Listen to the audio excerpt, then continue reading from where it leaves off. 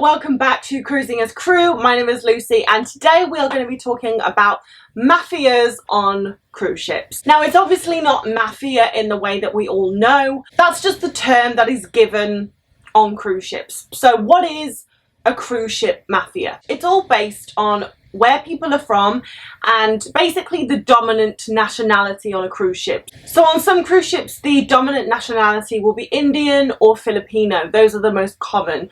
Or there might be a dominant Brazilian mafia, Romanian mafia, sometimes German, Italian mafia, basically meaning that the majority of crew members working on that cruise ship is from said country. Just FYI, it's never an English mafia, an American mafia, an Australian mafia. Maybe on P&O Australia for Australian mafia, but even so, doubt it. And it means if you are from that country, the most dominant nationality on board whatever cruise ship you are on, you are going to be welcomed into the mafia on board. And to make this video, I have spoke to a number of people who are in mafias, whether that be the Brazilian mafia, the Indian mafia, the Filipino mafia, and basically found out that it can either be really good or really bad. So yeah, that's what we're going to go through today. So firstly, the good side about being part of the mafia. So when you work on a cruise ship, depending on your rank, there are a lot of restrictions. So normally if you are of high status on a cruise ship, you can go and do anything. So if you are the captain, you can go to every restaurant on board, you can go into every space on board a cruise ship, whether that be a passenger bar or a crew bar. Basically, the ship is your playground. If you are of lower status, so if you are in housekeeping or in laundry or a chef or something like that, they're generally the lower status jobs. You know, you might not be able to go to the shops in the passenger areas, you might not be able to go to certain restaurants, you may have to stay in crew areas, you don't have access to a lot of things basically. But if you are in the mafia, you do have access because people will do favours for you because you're all from the same country, so immediately you have this commonality. So for example, when I worked in Royal Caribbean, one of my roommates was Filipino, and it just so happened that the head chef at Izumi's, which was the sushi restaurant on board, was Filipino. So she used to get sushi every night for me and her. There is no way that we would have been able to get that if it wasn't for the fact that they were both from the Philippines and they work in the mafia. Now, she worked in the spa, so what he got in return was a massage for free.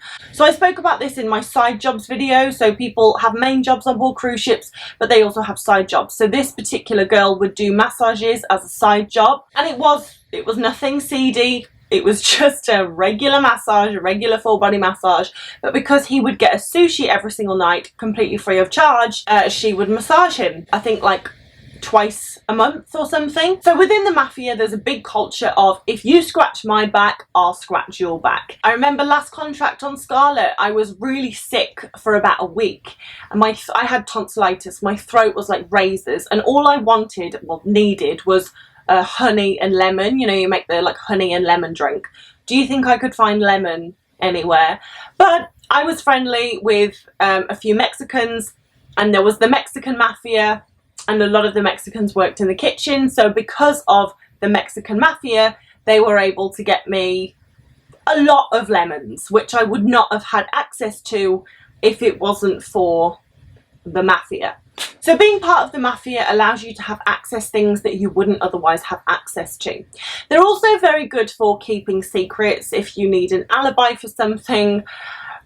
I'm not part of a mafia unfortunately because I am English, but this is what the people have told me, that if you, I don't know, let's say you were somewhere that you weren't supposed to be. Maybe you were cheating on your boyfriend and you were in a different cabin. Maybe you were in a restaurant that you weren't supposed to be in, and one of your managers hears a whisper of this. There are people within the mafia who will cover for you and basically vouch that you were where you should have been. So it can be very good for keeping secrets and having people to go to to vouch for you, or vice versa. And the same to you, like if they need someone to vouch for them, then you will. But it is a thing, like if you're going to ask for favours, you obviously have to be willing to do favours back for people depending on what department you are in. So those are the good things about being part of the mafia. But there are a lot of bad things, which we'll go through now. So just as I said, there are people who could cover for you, help keep secrets, you know, be there to vouch for you. That is if they like you. So basically, if you piss the wrong people off within the mafia, your life is going to become very, very difficult, because everything that's done through the mafia isn't done through the right channels, you know? Like, so for example, within the mafia, if someone does something you don't like, you're not going to go to HR. You're going to get your boyfriend, who is in the electrical department, to turn the lights off in their cabin.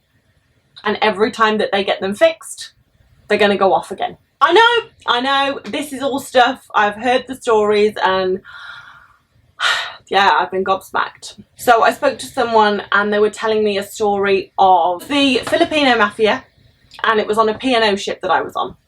So I was speaking to this girl. Basically, another girl who was Filipino had slept with her boyfriend.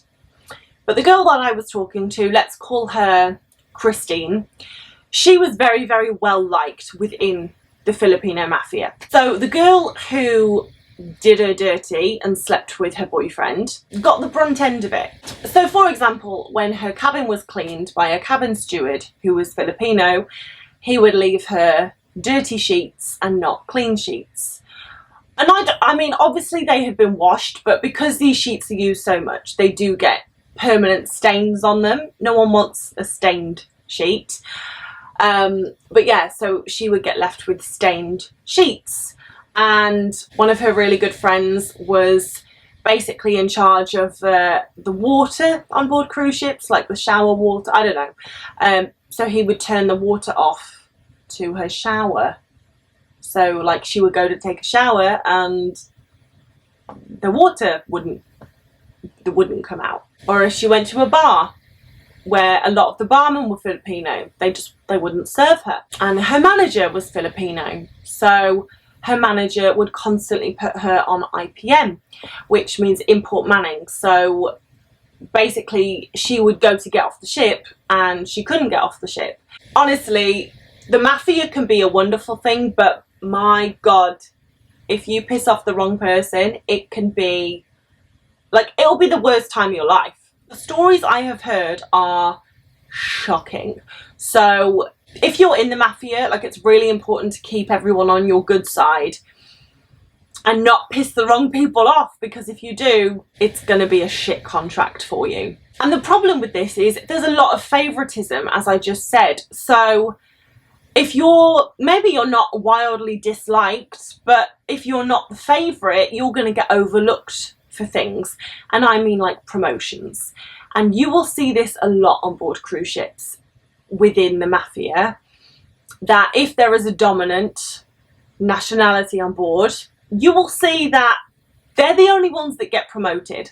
On one of my ships, the dominant nationality was Romanian, and it was just really convenient that only Romanians were getting promoted. Ah, a new restaurant manager, he's Romanian. Oh, a new spa manager, she's Romanian. Like, it was wild. If they're friends, then they get promoted. So it can be very, very, very toxic. So actually, I'm quite happy that there isn't an English mafia, because if it's good, it's great, but if it's bad, it's really, really bad. And then also, going back to how I said, you know, you've always got someone to cover for you and keep secrets for you, but the same people that cover for you and keep secrets for you are the same people that are going to start rumours about you. If you're seen leaving crew bar with someone, oh my God, did you see them leave together? Maybe they're sleeping together.